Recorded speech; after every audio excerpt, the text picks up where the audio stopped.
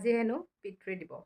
মই ভাবোঁ পিতৃ বা মাতৃৰ কাৰণে এনে কোনো বিশেষ দিনৰ একো প্ৰয়োজন নাই।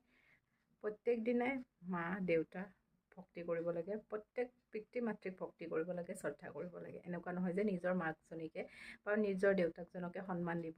মই ভাবোঁ পৃথিৱীৰ যিমান মা দেউতা আছে সকলোকে সন্মান কৰা উচিত আৰু শ্ৰদ্ধা কৰা উচিত। আৰু সন্তানসকলক কৈছোঁ, আমাৰ দেউতাহঁতে আমাৰ কাৰণে কিমানখিনি কষ্ট কৰিছে সৰুৰে পৰা, নহয় জানো?